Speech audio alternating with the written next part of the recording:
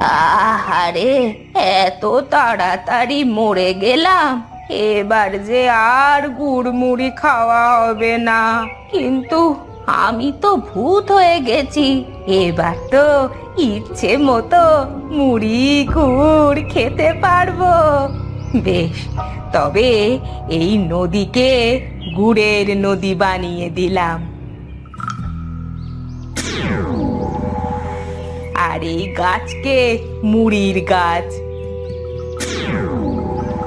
আহা, আহা।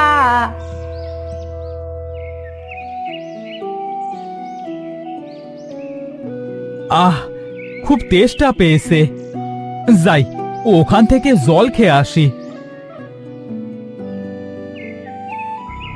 এ কি, সব জল এমন গুড়ের রঙের হলো কিভাবে?